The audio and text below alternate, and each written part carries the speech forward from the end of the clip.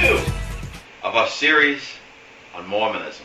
Alright, last time we left off in part 1 talking about how Joseph Smith, instead of dictating the Book of Mormon right off of the gold plates that the angel Moroni had shown him, instead he had the gold plates in a hiding place, and he put his treasure hunting seer stone in his hat. See? Just like this. Put it in his hat.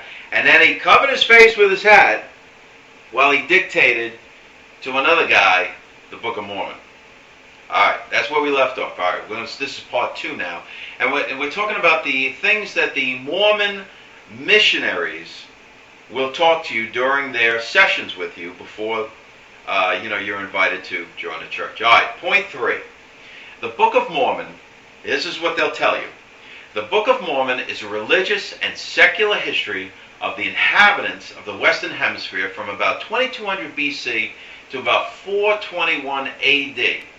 It tells the reader that the American Indians are descended from 3 groups of immigrants who were led by God from their original homes in the Near East to America. Now, one group came from the Tower of Babel, and 2 other groups came from Jerusalem just before the Babylonian captivity, about 600 BC. They were led by prophets of God who had the gospel of Jesus Christ. This was in 600 BC. Alright, well, let's just go with their story. They were led by prophets of God who had the gospel of Jesus Christ, which is thus preserved in their history, the Book of Mormon. Many of the descendants of these immigrants were Christians, even before Christ was actually born in Palestine. But many were unbelievers. Believers and unbelievers fought many wars, the last of which left only degenerate unbelievers as survivors, who are the ancestors of the American Indians. The most important event during this long history was the visit of Jesus Christ to America after his crucifixion, when he ministered to and converted all the inhabitants. Okay, well, here's the truth about this. The detailed history and civilization described in the Book of Mormon does not correspond to anything found by archaeologists anywhere in the Americas, at any time.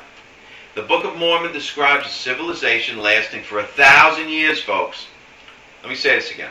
The Book of Mormon describes a civilization lasting for 1,000 years, covering both North and South America, which was familiar with horses, elephants, cattle, sheep, wheat, barley, steel, wheeled vehicles, shipbuilding, sails, coins, and other elements of old world culture. You see, but no trace of any of these supposedly very common things has ever been found in the Americas of that period. Nor does the Book of Mormon mention many of the features of the civilizations which really did exist at that time in the Americas.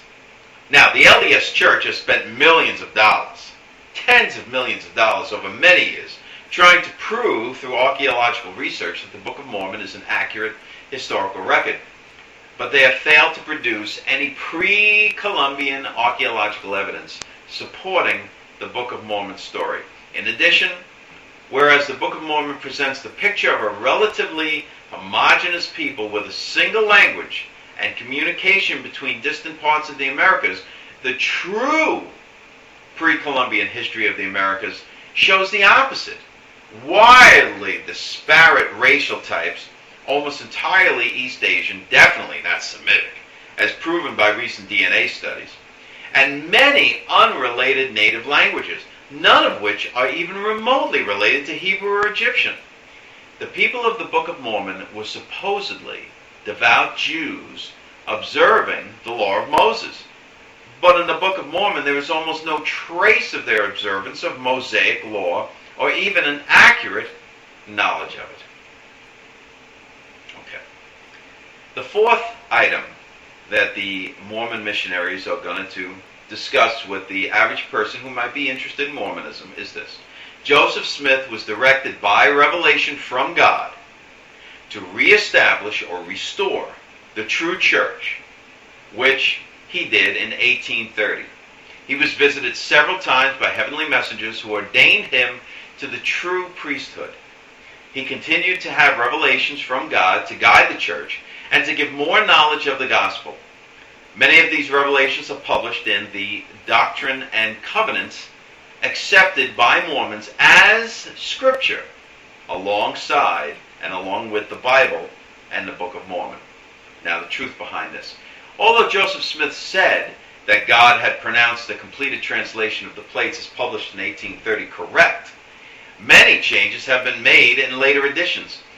Besides thousands of corrections of poor grammar and awkward wording in the 1830 edition, other changes have been made to reflect subsequent changes in some of the fundamental doctrine of the church. For example, an early change in wording modified the 1830s edition's acceptance of the doctrine of the Trinity, thus allowing Smith to introduce his later doctrine of multiple gods.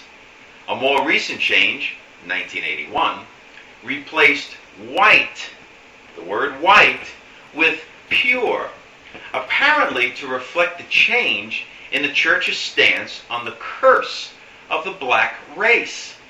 How about that? Joseph Smith said that the Book of Mormon contained the fullness of the gospel. However, the gospel teaching on many doctrinal subjects has been ignored or contradicted by the present Latter-day Saints Church. And many doctrines now said by the church to be essential are not even mentioned in the Gospels. Examples of the church's position on the nature of God, the virgin birth, the Trinity, polygamy, hell, priesthood, secret organizations, the nature of heaven and salvation, temples, proxy ordinances for the dead, and many other matters. Now, many of the basic historical notions found in the Book of Mormon had appeared in print already in 1825, just 2 years before Smith began producing the Book of Mormon in a book called, you ready? You can look it up, The View of the Hebrews by Ethan Smith. No relation to Joseph Smith. Okay? View of the Hebrews by Ethan Smith. And published just a few miles from where Joseph Smith lived. A careful study of this obscure book led one LDS church official, the historian B.H. Roberts, 1857 to 1933, to confess that the evidence tended to show that the Book of Mormon was not an ancient record, but concocted by Joseph Smith himself based on ideas he had read in the earlier book. And so ends part 2 of our series.